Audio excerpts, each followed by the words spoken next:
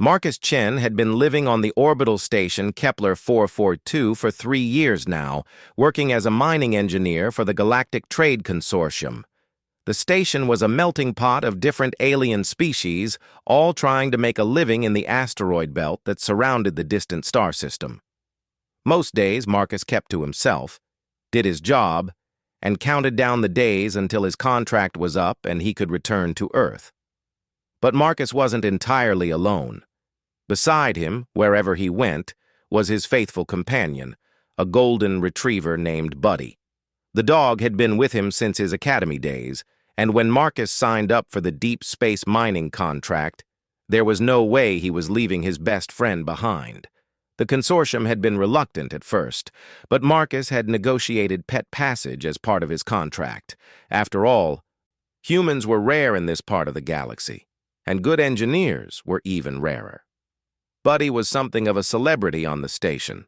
Most of the alien species had never seen a domesticated Earth animal before. The Zeltharians, with their crystalline bodies and logical minds, found the concept of keeping a non-productive biological unit for emotional purposes fascinating. The Mokari, who resembled large, furry bears, were initially afraid of Buddy, thinking he might be some kind of predator. But over time, even they had grown fond of the gentle dog who wagged his tail at everyone he met. The station commander, a tall, blue-skinned Alteran named Vextai, had initially been skeptical about allowing a primitive Earth creature on his station. But even he had to admit that Buddy seemed to have a positive effect on morale. The dog had a way of making everyone feel calmer, happier. Stress levels had actually decreased station-wide since Marcus and Buddy arrived. Marcus worked the night shift in the mining control center, monitoring the automated drones that carved precious metals from the surrounding asteroids. Buddy would curl up on a special bed Marcus had set up beside his workstation, occasionally opening one eye when someone new entered the control room. The dog had become such a fixture that the day shift workers would actually ask about him if he wasn't there for some reason. But not everyone on the station appreciated Buddy's presence. The Vorth were a species of reptilian humanoids who valued strength and aggression above all else. They saw Buddy as a sign of human weakness, a security blanket for a species too emotionally fragile to survive alone in the galaxy. The Vorth delegation on the station was small, only about 12 individuals, but they were there as military advisors to help protect the mining operation from space pirates. The leader of the Vorth delegation was a scarred warrior named Krextar. He stood nearly 8 feet tall, with dark green scales and yellow eyes that seemed to constantly evaluate everything around him for potential threats or weaknesses. Krextar had made no secret of his disdain for humans in general, and for Marcus's relationship with Buddy in particular. "It is unnatural," Krextar had said during one of the weekly station meetings. "A warrior species should not need such companionship. It makes them soft, vulnerable." Marcus had mostly ignored these comments. He'd dealt with prejudice before, and he knew that Buddy was more than just a pet. He was family. The dog had saved Marcus's sanity during long, lonely months in space, had provided comfort during the death of Marcus's father 2 years ago, and had even alerted Marcus to a dangerous gas leak in his quarters 6 months earlier. The trouble began on a Tuesday, during what should have been a routine shift change. Marcus was heading from his quarters to the mining control center, Buddy trotting happily beside him as always. They were passing through the station's main corridor when they encountered Krextar and 3 other Vorth warriors. The Vorth were coming from the opposite direction, and the corridor was wide enough for everyone to pass comfortably. But Krextar deliberately stepped into Marcus's path, forcing him to stop. "Human," Krextar said, his voice a low growl. "Your creature blocks the way of warriors." Marcus looked down at Buddy, who was sitting calmly beside him, tail wagging slightly. The dog wasn't blocking anything. There was plenty of room to pass on either side. "There's plenty of space, Krextar," Marcus said calmly. "We can all get where we're going." But the fourth warrior wasn't interested in reasonable solutions. He was looking for a confrontation, and Marcus's calm response only seemed to anger him further. "You do not understand, weak human. Your animal should not exist on this station. It is an insult to all true warriors." Marcus felt his temper beginning to rise, but he kept his voice steady. "Buddy's been approved by station command. He's not hurting anyone." "It hurts by existing," Krextar snarled. "It makes mockery of strength, of survival." The other Vorth warriors had spread out slightly, blocking any easy retreat. Marcus realized this wasn't just a random encounter. This was planned. Krextar wanted a confrontation, wanted to prove some point about human weakness. "Look," Marcus said, trying one more time to defuse the situation. "I don't want any trouble. I'm just trying to get to work." "Then leave the creature here," Krextar demanded. "Prove you are not dependent on such weakness." "That's not happening," Marcus replied firmly. Buddy whined softly, sensing the tension in the air. What happened next would replay in Marcus's mind for the rest of his life. Krextar, frustrated by Marcus's refusal to back down, decided to take direct action. He reached down toward Buddy, intending to grab the dog and prove his point about human weakness. But Buddy, startled by the aggressive movement from the large, threatening alien, did what any frightened animal would do. He tried to back away. As he did, he accidentally bumped into one of the other Vorth warriors. The warrior, surprised and acting on instinct, lashed out with a powerful kick that sent Buddy flying across the corridor. The dog hit the metal wall with a sickening thud and collapsed to the ground with a pained yelp that cut through Marcus's soul like a laser. Time seemed to slow down. Marcus watched in horror as his best friend struggled to get back to his feet, clearly injured. Blood was trickling from Buddy's mouth, and his left hind leg was bent at an unnatural angle. The corridor fell completely silent except for Buddy's labored breathing. The Vorth warriors stood frozen, suddenly realizing that they might have crossed a line they hadn't intended to cross. Marcus knelt beside Buddy, his hands shaking as he gently checked his friend's injuries. The dog's tail made a weak attempt to wag, and he looked up at Marcus with trusting brown eyes that seemed to say, "It's okay. I'm okay." But Marcus knew it wasn't okay. Nothing about this was okay. He carefully gathered Buddy in his arms, feeling the dog's weight differently now, heavier somehow, more fragile. As he stood up, Marcus looked at Krextar and the other Vorth warriors. His face was completely calm, almost expressionless. "I need to get him to the medical bay," Marcus said quietly. The Vorth warriors stepped aside without a word. Suddenly uncomfortable with the humans' strange calm. They had expected anger, shouting, perhaps even a futile attempt at violence. This cold, quiet response was somehow more unsettling. Marcus walked past them toward the medical bay, carrying Buddy gently in his arms. Behind him, he could hear the Vorth warriors talking in low voices, but he didn't care what they were saying. All that mattered now was getting help for his friend. Dr. Senna, the station's Zeltharian chief medical officer, worked for 3 hours to stabilize Buddy's injuries. The dog had a punctured lung, a broken leg, and internal bleeding. It was touch and go for a while, but Zeltharian medical technology was advanced, and Dr. Senna was one of the best. Marcus sat in the waiting area, staring at his hands. Other station personnel stopped by to check on him and ask about Buddy. Word had spread quickly through the station about what had happened, and there was a general sense of outrage. Buddy had been beloved by almost everyone, but Marcus said very little to anyone. He just sat there, waiting, thinking. When Dr. Senna finally emerged from the surgical bay, she found Marcus exactly where she had left him 3 hours earlier. "Your companion will survive," she announced. "The repairs were successful, but he will need time to heal. Perhaps several weeks." Marcus nodded slowly. Thank you, Dr. Senna. Can I see him? Of course. He is sleeping now, but your presence may comfort him. Marcus followed the doctor into the recovery room. Buddy lay on a specialized treatment bed, breathing steadily but heavily sedated. Medical sensors monitored his vital signs, and a small device was helping his damaged lung function properly. Marcus pulled up a chair beside the bed and gently placed his hand near Buddy's head. The dog's ear twitched slightly at the familiar touch. "I'm sorry, boy," Marcus whispered. "I should have protected you better." He sat there for the next several hours, just watching his friend sleep and thinking about what had happened. Other station personnel stopped by periodically, but Marcus barely acknowledged them. His focus was entirely on Buddy. Station Commander Vexatai arrived near the end of Marcus's shift.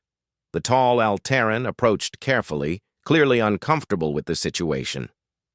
"Engineer Chen," he said formally, "I want you to know that I have spoken with Krextar and his warriors about this incident.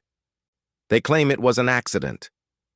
Marcus looked up at the commander with eyes that seemed strangely flat and emotionless. "An accident. That is their claim, yes. They say the dog startled them, and one of them reacted instinctively." "I see." Marcus turned back to look at Buddy. "And what consequences will there be for this accident?" Vextai shifted uncomfortably. "The Vorth are here under a military protection contract. The situation is complex. I am limited in what actions I can take without risking the station's security." Marcus was quiet for a long moment. Then he asked, "Commander, how long have humans been working in this sector?" "You were among the first, Engineer Chen, perhaps 2 years before you arrived. There were a few human researchers and technicians. So most species here don't really know much about humans, do they? About what we're capable of." Something in Marcus's tone made Vextai pause. "I suppose not. Why do you ask?" Marcus looked back at the commander with that same flat, emotionless expression. "No reason. Just curious." After Vextai left, Marcus continued his vigil beside Buddy's bed. The dog slept peacefully, unaware of the storm that was building in his human companion's mind. Other humans might have accepted the situation as an unfortunate accident. They might have filed a complaint through proper channels and hoped for the best. They might have focused on their dog's recovery and tried to move on. But Marcus Chen was not other humans. And the Vorth were about to learn something about human nature that no alien species in this part of the galaxy had ever truly understood. Marcus returned to his quarters after his shift, moving through the station corridors with the same calm, measured steps he'd maintained since the incident. To any observer, he appeared to be handling the situation with remarkable composure. But appearances could be deceiving. In the privacy of his quarters, Marcus sat down at his personal computer and began to work. Not on mining reports or shift schedules, but on something entirely different. He started with the station's personnel files, cross-referencing them with public records and military databases that his engineering clearance gave him access to. The Vorth delegation, he learned, was led by Krextar, formerly of the Vorth 3rd Battle Fleet.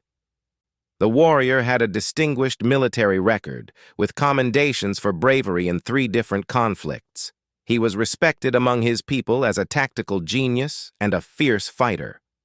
The warrior who had actually kicked Buddy was named Gorth-Ak, a younger soldier with less experience but an equally impressive record of combat achievements. The other 2 Vorth present during the incident were Vexmore and Thalek, both career military personnel with decades of service.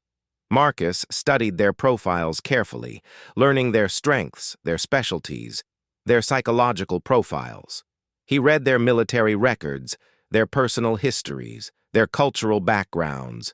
He wanted to understand exactly who he was dealing with. But Marcus didn't stop with the Vorth. He also researched their homeworld, their fleet movements, their political situation. He learned about their warrior culture, their codes of honor, their concepts of strength and weakness. He discovered that the Vorth respected only power and despised what they saw as softness or sentimentality. Most importantly, Marcus learned about their contracts and obligations. The Vorth Military Advisory Team was on the station under a very specific agreement with the Galactic Trade Consortium. They were there to provide security consultation and help defend against pirate attacks. Their contract had strict clauses about maintaining station harmony and avoiding conflicts with civilian personnel. As the hours passed, Marcus compiled more and more information. He researched Galactic Trade Consortium regulations, station security protocols, and emergency procedures. He studied the technical specifications of the mining equipment, the station's power systems, and its life support infrastructure. To anyone who might have been watching, it would have looked like Marcus was simply doing research, perhaps filing a formal complaint or trying to understand the situation better. But Marcus's intentions were far more complex than that. 3 days after the incident, Buddy was stable enough to return to Marcus's quarters, though he still moved slowly and tired easily. The dog's leg was healing well, but Dr. Senna had warned that he would never quite be the same. There would always be a slight limp, a reminder of what had happened. Marcus had set up a comfortable recovery area in his quarters, with soft bedding and easy access to food and water. Buddy seemed grateful to be back in familiar surroundings, though he was noticeably more cautious around strangers now. The trusting, friendly dog who had wagged his tail at everyone was gone, replaced by an animal who had learned that the universe could be cruel and unpredictable. It broke Marcus's heart to see the change in his friend, but it also strengthened his resolve. On the 4th day, Marcus began to implement his plan. It started small. Marcus used his engineering access to run routine diagnostics on various station systems. Nothing critical, nothing that would endanger anyone, but enough to create minor inconveniences. The gravity generators in the Vorth quarters began fluctuating slightly, creating a barely noticeable but persistent sense of unease. The temperature controls in their section of the station developed a tendency to run a few degrees too warm. The communications array in the military wing began experiencing intermittent static during transmissions. Not enough to cut off communications entirely, but enough to make conversations frustrating and unclear. Marcus was careful to make everything look like random system glitches, the kind of minor malfunctions that were common on aging space stations. His fellow engineers would investigate the problems, run diagnostics, and eventually conclude that the station's systems were showing their age. But the Vorth were beginning to notice that their part of the station seemed to have more than its share of technical difficulties. Meanwhile, Marcus began the second phase of his plan. Using his access to personnel schedules and station logistics, he started making small changes to the Vorth delegation's daily routines. A maintenance crew would need to work in the corridor outside their quarters during their rest period. A scheduled supply delivery would be delayed, leaving them without their preferred food supplements for several days. Training room reservations would mysteriously disappear from the system, forcing them to reschedule their combat exercises. Again, everything appeared to be normal bureaucratic inefficiency or technical glitches. But the cumulative effect was to make the Vorth warriors feel increasingly frustrated and off balance. Krextar was the first to suspect that something was wrong. On the 6th day after the incident, he cornered Marcus in the station's main corridor, the same place where Buddy had been injured. "Human," Krextar growled. "Strange things are happening to my warriors. Technical failures, schedule conflicts, accidents." Marcus looked at the Vorth leader with the same calm, emotionless expression he'd worn since the incident. "That's unfortunate, Krextar. Old stations have a lot of technical problems. I'm sure the maintenance crews will sort everything out soon." "You think I am fool?" Krextar stepped closer, trying to intimidate Marcus with his imposing size. "These are not coincidences." "I think you're upset about something and looking for someone to blame," Marcus replied evenly. Maybe you should talk to Station Commander Vexatai about your concerns. The Vorth warrior's eyes narrowed. Your creature seems to be recovering well. Buddy is healing, yes, though Dr. Senna says he'll always have some permanent damage from his accident. Something in the way Marcus said the word accident made Krextar pause. There was no emotion in the human's voice, no anger or accusation, but somehow that made it more unsettling than if Marcus had been shouting. The incident was regrettable, Krextar said carefully, but it was not intentional. Of course not, Marcus agreed. Accidents happen. Sometimes they have consequences that go on for a long time. Sometimes they affect more than just the immediate victim. Krextar studied the human's face, looking for some sign of what Marcus was really thinking. But Marcus's expression remained completely neutral, almost friendly. I have work to do, Marcus said finally. Excuse me? As Marcus walked away, Krextar felt a strange chill despite the station's warm temperature. There had been something in the human's tone, something in his choice of words, that suggested hidden depths.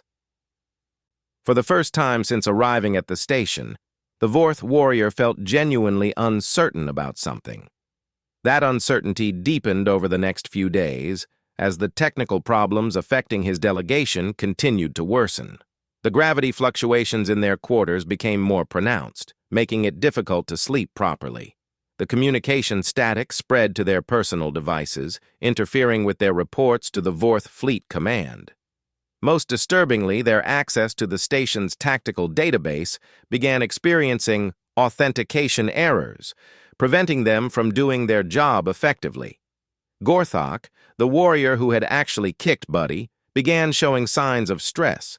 He complained of feeling constantly watched, though he could never identify who might be observing him. His sleep was disrupted by strange noises in the walls of his quarters, sounds that the maintenance crews could never seem to locate or explain. The other warriors, Vexmore and Thalek, found their physical training routines consistently disrupted. Equipment would malfunction just as they began to use it. Training programs would glitch at crucial moments. Their carefully planned exercise schedules fell into chaos as one problem after another interfered with their routines. But perhaps the most unsettling development was Marcus himself. The human engineer seemed to be everywhere on the station, always calm, always polite, always ready with a helpful suggestion or a reasonable explanation for whatever problems the Vorth were experiencing. When Gorthak complained about the noises in his quarters, Marcus volunteered to run a diagnostic on the ventilation system. He spent several hours working in the walls near Gorthak's quarters, and for a brief time afterward, the noises stopped. But then they returned, worse than before. When the Vorth warriors complained about equipment failures in the training room, Marcus offered to check the power couplings personally. Again, he worked for several hours, and again the problem seemed to resolve temporarily before returning with increased severity. Marcus was always helpful, always concerned, always ready to assist with solving their technical difficulties. But somehow, his help never seemed to actually solve anything permanently.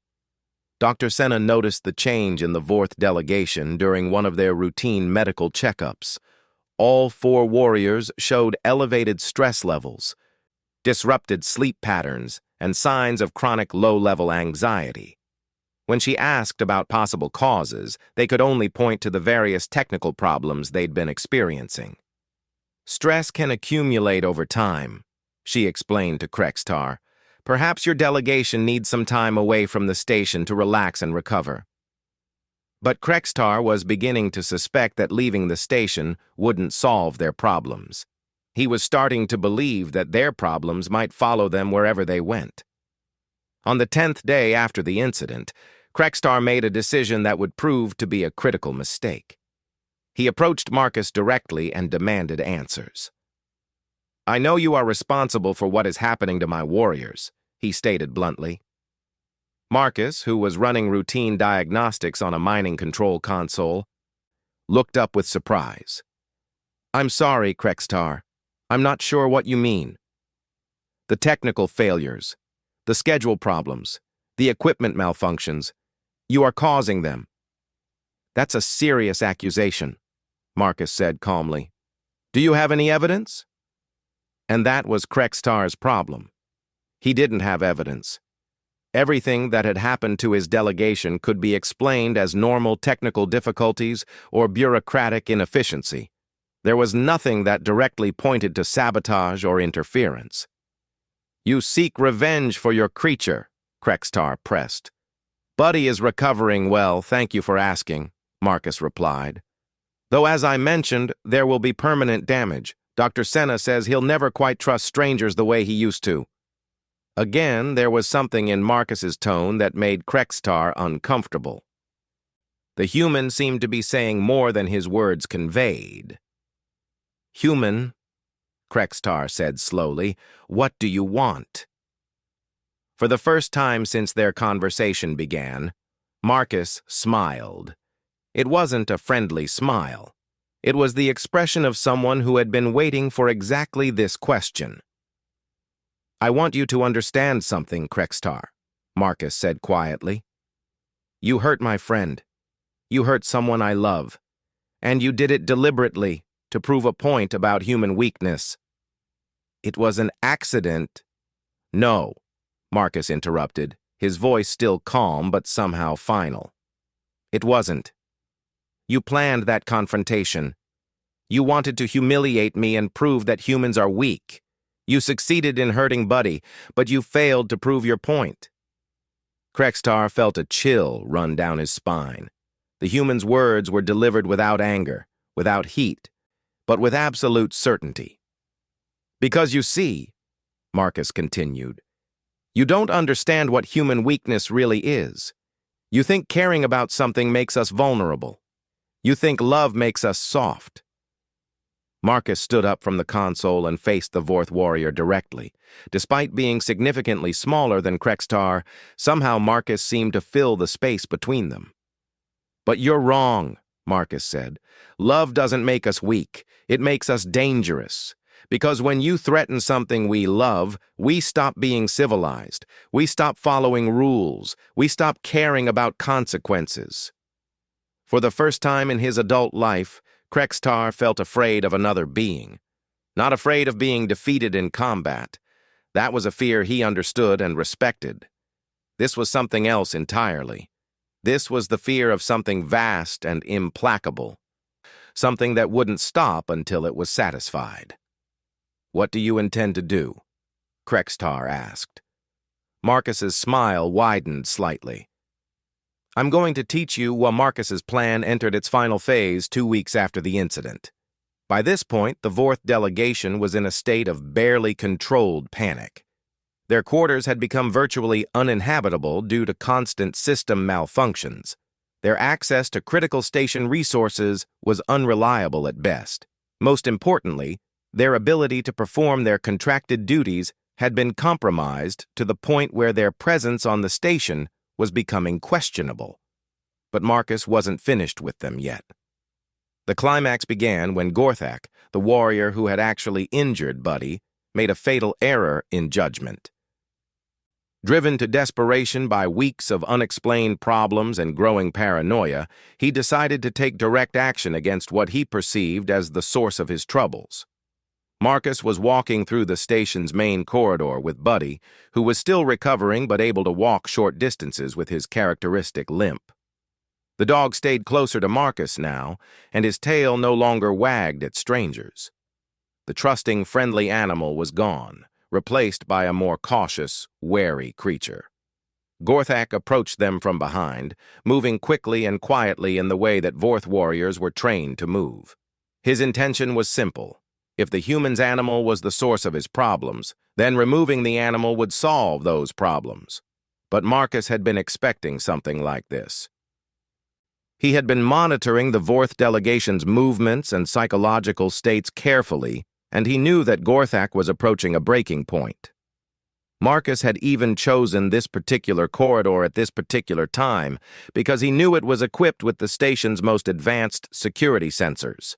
As Gorthak reached for Buddy, intending to grab the dog and demonstrate his power over the human, Marcus turned around with movements that were faster and more fluid than any alien on the station had ever seen from a human before.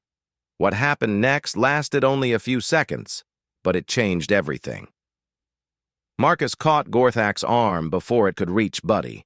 The Vorth warrior was larger, stronger, and trained in combat. But Marcus moved with a precision and efficiency that suggested his own training went far beyond mining engineering.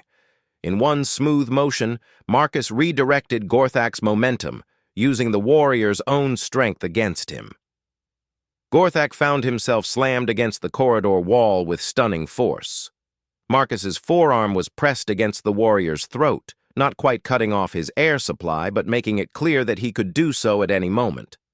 The human's other hand had somehow acquired Gorthak's sidearm, which was now pointed directly at the warrior's head.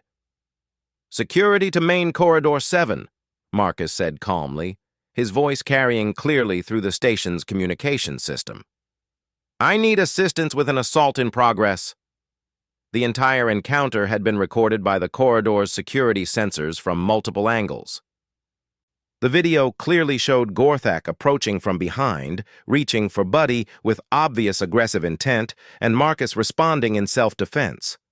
Gorthak struggled against Marcus's grip, but found himself unable to break free. The human's strength was surprising, but more than that, his technique was flawless. This wasn't the desperate flailing of an untrained civilian. This was the work of someone who knew exactly what he was doing. "You're making a mistake, human," Gorthak snarled. "No," Marcus replied calmly. "You made the mistake. 2 weeks ago, and again just now." Security personnel arrived within minutes, led by Station Commander Vexitai himself. The scene they found was Marcus standing calmly beside Buddy, while Gorthak sat on the floor with his hands secured behind his back, looking dazed and confused. "What happened here?" Vexitai demanded. Marcus handed over Gorthak's weapon to one of the security officers. "Gorthak attempted to assault my companion. The entire incident was recorded by security sensors. I defended myself and my dog using reasonable force." Vexitai looked at the security feeds on his portable device, watching the incident play out from multiple angles. The evidence was clear and undeniable. Gorthak had approached from behind, had reached aggressively for Buddy, and Marcus had responded appropriately to protect his companion. But there was something else in the recordings that made Vexitai's eyes widen. Marcus's response hadn't been lucky or instinctive. It had been professional. The way he moved, the way he disarmed Gorthak, the way he controlled the situation, it all suggested military or law enforcement training. "Engineer Chen," Vexitai said carefully, "perhaps we should discuss your background more thoroughly." Marcus nodded. "I think that would be appropriate, Commander." What followed was a revelation that shocked the entire station. Marcus Chen wasn't just a mining engineer. Before his current contract, he had served 8 years in the Earth Colonial Marines, including 2 tours in hostile contact zones where human colonies had been threatened by aggressive alien species. He had specialized training in combat operations, sabotage, and psychological warfare. His engineering credentials were legitimate, but they were secondary to his military experience. Marcus had taken the mining job as a way to transition back to civilian life after his military service, but his skills and training remained sharp. The technical problems that had been plaguing the Vorth delegation suddenly made perfect sense. Marcus hadn't just been causing random malfunctions. He had been conducting a sophisticated psychological warfare campaign using his knowledge of station systems and alien psychology to systematically undermine his targets. "You planned all of this," Krextar accused when he was brought in for questioning about his delegation's activities. "I responded to your actions," Marcus corrected. "You chose to hurt someone I care about to prove a point about human weakness. I chose to show you what human strength actually looks like." Commander Vexitai found himself in an extremely difficult position. On one hand, the Vorth delegation had been contracted to provide security consultation for the station. On the other hand, their recent behavior had been increasingly problematic, culminating in an unprovoked assault on a civilian and his companion animal. But Marcus solved the commander's dilemma with his next revelation. "Commander," Marcus said, "I should probably mention that I've been in communication with Earth Colonial Command about this situation. They're very interested in how their veterans are being treated in remote postings." This was news to everyone, including the Vorth. Marcus had indeed been sending regular reports to his former military contacts, documenting the harassment and eventual assault. Earth's colonial government took the protection of its citizens very seriously, especially veterans who had served with distinction. "Furthermore," Marcus continued, "I've been in contact with the Galactic Trade Consortium's legal department about potential breaches of the station's safety protocols. Apparently, assault on civilian personnel by contracted military advisors is grounds for immediate contract termination." Krextar realized that he and his delegation were caught in a trap that had been months in the making. Marcus hadn't just been seeking revenge for the injury to his dog. He had been systematically building a legal and political case that would result in their removal from the station. The investigation that followed revealed the full extent of what had happened. Security reviewed weeks of footage showing the pattern of harassment directed at Marcus and Buddy. They discovered evidence of the technical sabotage Marcus had conducted, but also found that it had been limited to non-critical systems and had never endangered anyone's safety. Most importantly, they confirmed that the Vorth delegation had violated multiple clauses of their security contract. The final blow came when Dr. Senna provided her medical assessment of the incident that had started everything. Her report concluded that Buddy's injuries were consistent with an intentional assault, not an accidental collision. The force and angle of impact suggested that the kick had been delivered deliberately with the intent to cause harm. 3 days after Gorthak's failed second assault, the Vorth delegation received their termination notice. Their contract with the Galactic Trade Consortium was voided for cause, and they were ordered to leave the station immediately. But Marcus still wasn't finished. As the Vorth prepared to depart, Marcus approached Krextar one final time. The warrior was standing in the docking bay, watching as his warriors loaded their equipment onto their transport ship. "I want to make sure you understand something before you leave," Marcus said quietly.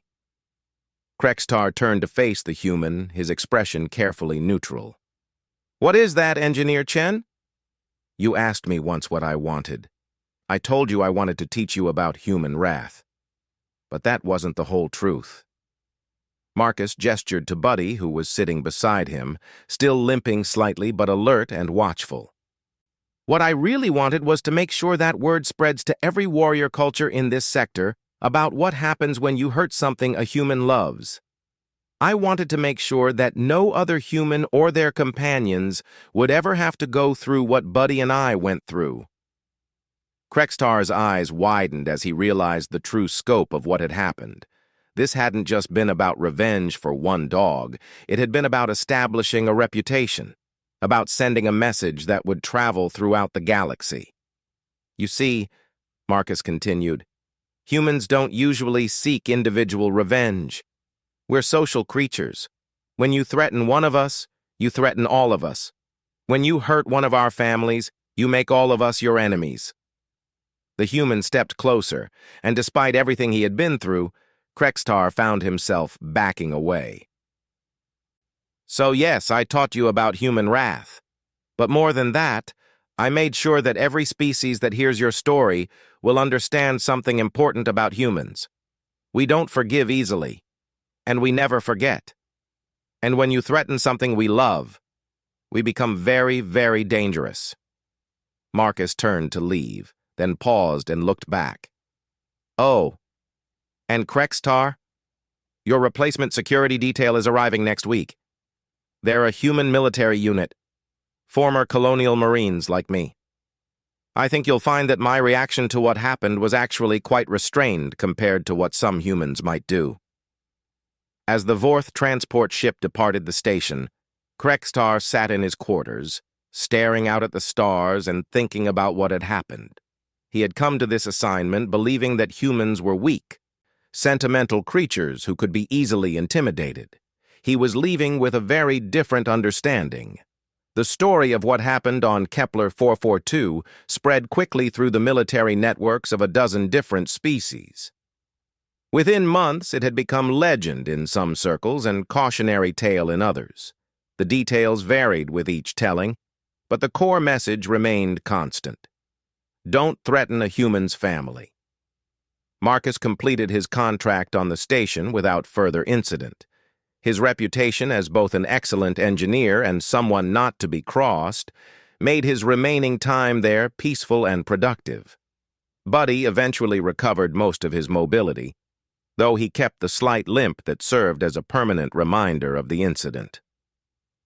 When Marcus finally returned to Earth, he brought with him something unexpected, a job offer from the Galactic Trade Consortium to head up their new Human Relations Department. It seemed that the consortium had decided that understanding human psychology and culture was important for their future operations. Marcus accepted the position, partly because it would let him help prevent similar incidents from occurring to other humans in remote postings, and partly because it would let him work with Buddy in a more peaceful environment. But the most important outcome of the entire incident was less visible but far more significant. Throughout the galaxy, in military academies and warrior training centers, a new lesson was being taught. Humans might seem soft and emotional compared to other species, but that apparent weakness was actually their greatest strength. Because when you threatened something a human loved, you didn't just make an enemy of that individual human. You made an enemy of all humans, everywhere, for all time. And humans, as it turned out, had very long memories and an almost unlimited capacity for patient, methodical revenge. The galaxy had learned a new rule. It was safer to respect humans and their strange emotional bonds than to test the limits of what they would do to protect them.